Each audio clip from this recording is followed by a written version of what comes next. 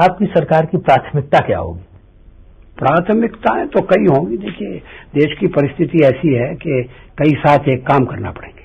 एक या दो खास? अब 2 दिन से आसाम की स्थिति इतनी बिगड़ गई है कि कोई भी सरकार सत्ता में आने के बाद उसकी उपेक्षा नहीं कर सकती।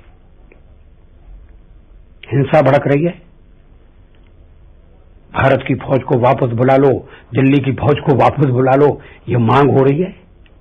एसपी की हत्या कर दी गई, कई सांप्रदायिक तनाव भड़क गया है।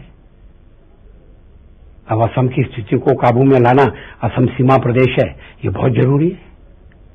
दूसरी ओर पाकिस्तान तुला हुआ है कश्मीर में चुनाव न होने पर। हम चुनाव के पक्ष में नहीं थे, हमने कहा था कि चुनाव के लिए परिस्थिति अनुकूल नहीं है, लेकिन एक बार जब सरकार ने फैसला कर लिया कि चुनाव होंगे, चुनाव की प्रक्रिया आरंभ हो गई, तो सत्ता संभालने के बाद हमने ये नहीं सोचा कि हमने पहले क्या कहा था और अब हम अब हमें कैसा रवैया अपनाना चाहिए। हमने कहा कि जो एक नीति तय हो गई है उस पर हम दृढ़ता से चलेंगे, और पाकिस्तान के दबाव में आकर हम कश्मीर में चुनाव रोक दें, ये स्थिति कभी नहीं आने दी जाएगी। तो कश्मीर का मामला भी है जिसको प्राथमिकता देना पड़ेगी। कश्मीर के मामले में धारा 370 बारे में क्या? धारा 370 एक गौण प्रश्न है, मुख्य प्रश्न नहीं है।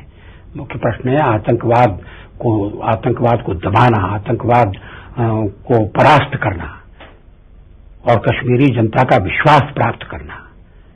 370 अगर कश्मीर के लोगों को ठीक तरह से समझाया जाए तो आम आदमी उसका विरोध करेगा, ऐसा मैं नहीं समझता। आर्थिक नीति क्या होगी?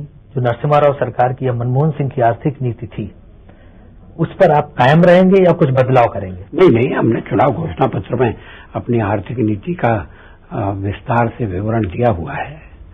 कोटा परमिट राज के हम खिलाफ हैं और हम आर्थिक क्षेत्र में प्रतियोगिता को बढ़ावा देना चाहते हैं, लेकिन अभी तक देश का आर्थिक वातावरण ऐसा था कि जिसमें उद्योगों को संरक्षण था। अब उद्योगों को प्रतियोगिता के लिए और विश्व प्रतियोगिता के लिए तैयार करना है। विश्व प्रतियोगिता मतलब कि एमएनसीज को, मल्टीनेशनल्स को जी नहीं, उसी तरह आने दिया जाएगा। कुछ क्षेत्रों में तो अभी भी बहुराष्ट्रीय कंपनियां काम कर रही हैं। कुछ क्षेत्रों में बहुराष्ट्रीय कंपनियों को लाना हम पसंद करेंगे, इंफ्रास्ट्रक्चर के क्षेत्र में, हाईटेक के क्षेत्र में, निर्यात के बढ़ावे के क्षेत्र में। और लेकिन भारत के उद्योगों को विश्व प्रतियोगिता के लिए इस अर्थ में तैयार करने की बात मैं कह रहा हूं कि हमारी कंपनियां बहुराष्ट्रीय कंपनियां जैसी विकसित हो सकें, अच्छा माल बना सकें और कीमतों की दृष्टि से उनकी टक्कर में ठहर सकें, इस तरह का वातावरण बनाना जरूरी है। और थोड़े दिन इस दृष्टि से भारतीय उद्योग को प्रोत्साहित करने की आवश्यकता है। जो मल्टीनेशनल कंपनीज के साथ जो पहले से प्रोजेक्ट हैं, चल रहे हैं या जिनको फाइनल कर दिया था पिछली गवर्नमेंट ने, उनका रिव्यू होगा? जी नहीं, आमतौर पर उन्हें काम करने की इजाजत होगी, काम करने की छूट होगी, उनके बारे में नए सिरे से विचार करना जरूरी नहीं होगा। विदेश नीति में कोई फर्क करेंगे वैसी रहेगी? नहीं, विदेश नीति में ज्यादा फर्क नहीं होगा। और ब्यूरोक्रेसी के बारे में? ब्यूरोक्रेसी को तो ठीक करना है।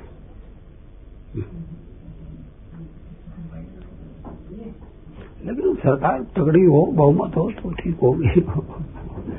मुस्लिम्स को काफी एक तरह से दहशत या गलतफहमी या भय है इस बात का कि भाजपा की सरकार आ गई, पता नहीं क्या होगा उनके लिए।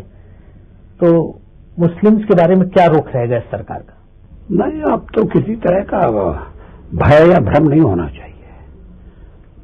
आखिर 4 प्रदेशों में हमारी सरकारें चल रही हैं, केंद्र में भी हम लोग सत्ता में भागीदार रह चुके हैं।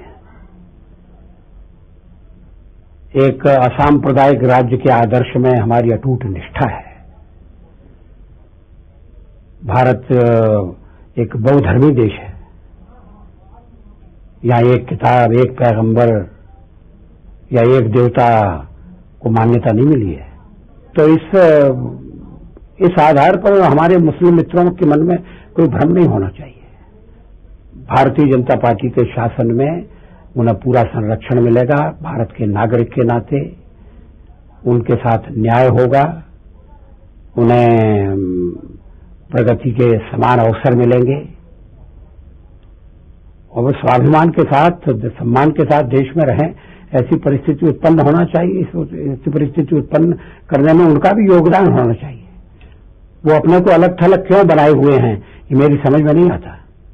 कुछ मुस्लिम नेताओं का उद्देश्य स्वार्थ उससे पूरा हो सकता है, लेकिन आम मुसलमान के वो हित में नहीं है। बाकी पार्टियां जिस तरह से कहती हैं कि कम्युनल फोर्सेज इनको रोक दिया जाए और ये एक सरकार एक तरह से सांप्रदायिकता पर आधारित सरकार है, इसलिए इसको रोकने के लिए, बीजेपी को रोकने के लिए हम सबको एकजुट हो जाना चाहिए, सरकार को गिराना चाहिए।